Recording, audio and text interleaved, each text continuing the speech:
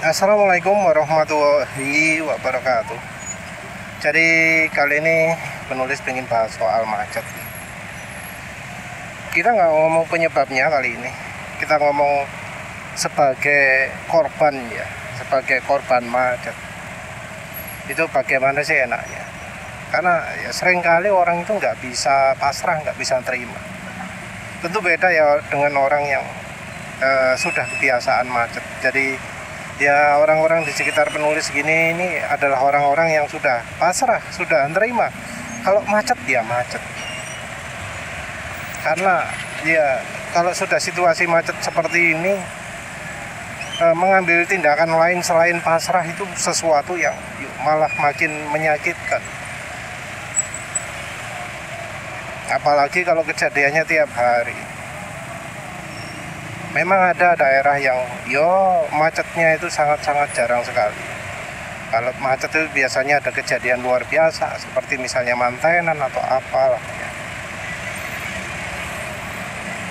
Macet paling mungkin ya cuma 5 detik, maksimal 15 detik. Beda dengan penulis gini yang kalau untuk pulang kerjanya macet ya antara 2 menit. Ya kalau sekarang ini mungkin 30 menit ya boleh kayak ya.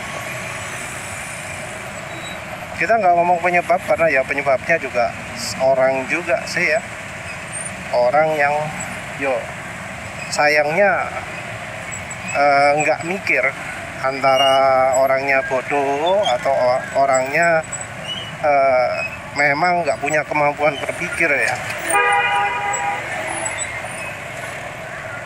Jadi kadang sama sekali nggak ada jalan, nggak ada kesempatan untuk lewat, dipaksakan saja ya. Jadi akhirnya mandek total. Nggak mau pasrah dengan keadaan macet itu ya aksinya sering kali ya. Jadi negatif ya. Seringnya bakal nyinggung orang lain, apalagi kalau ternyata kegiatan usaha yang dilakukan itu malah bikin macetnya makin parah. Jadi nanti kemudian yang terjadi adalah yang emosi bukan cuma kita saja, tapi orang lain juga jadi ikutan emosi. Ya kalau sudah gini jadi bentrok ya, bentroknya bisa sampai saling bunuh-bunuhan kan ya. Jadi ya paling enak itu yang nerimo, wis pasrah, wis macet ya wis macet. Kondisinya kayak gitu ya wis diterima. Jadi yang tinggal dicari adalah bagaimana cara menghindarinya. Kalau misalnya nggak bisa dihindari ya bagaimana biar kalau macet masih tetap enak. Menghindari macet biasanya hubungannya dengan jam. Jadi kemacetan biasanya terjadi terutama jam-jam tertentu. Jadi kalau pas jamnya macet di antara jangan lewat atau jangan keluar sama sekali lah ya. Nah kalau gimana caranya nggak mangkel saat macet? Ya beberapa orang pilih pakai musik, beberapa orang pilih pakai camilan.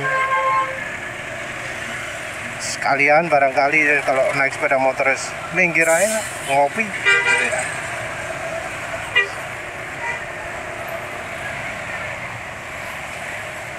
Kalau misalnya memungkinkan ya bisa main game kayak di HP atau gimana.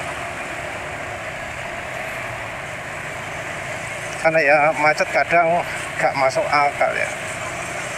Bisa benar-benar berhenti total. Cuma kalau macetnya lalu lintas harian, biasanya itu kita butuh jalan yang sangat pelan. Nah, kalau sudah kayak gitu ya, opsi yang bisa dilakukan jadi lebih sedikit.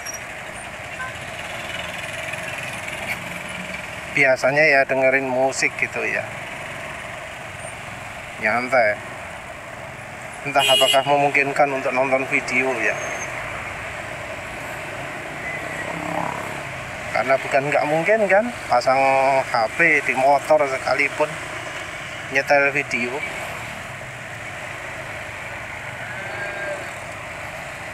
Yang paling umum sih nyetel musik itu. Kalau yang suka ngerokok yang ngerokok, tapi kalau misalnya ngerokok ya entah ya ya. Karena masa ya kalau macetnya 30 menit, kira-kira 5 menit habis satu rokok kan yo lumayan. Berapa tuh biayanya? Gak murah toh. Ya beberapa orang juga kadang ya kalau situasi macetnya apa untuk menghilangkan stresnya, bantu membuat kemacetan berkurang. Ya walau untuk soal ini tergantung dari bakat juga, karena ya ono sing niate baik tapi nggak bakat malah akhirnya makin macet ya ada. Tapi ya beberapa orang pakai usaha seperti itu.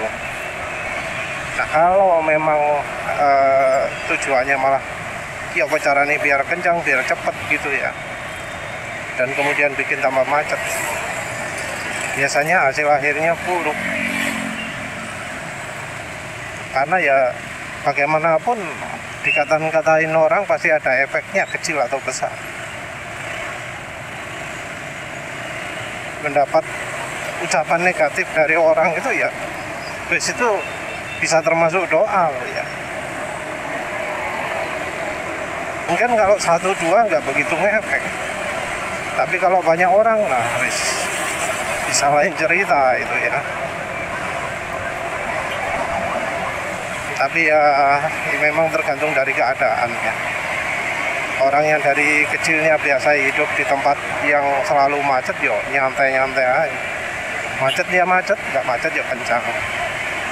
Sementara itu orang yang kebiasaannya nggak macet, begitu kena macet ya akhirnya malah bikin makin parah macetnya ya.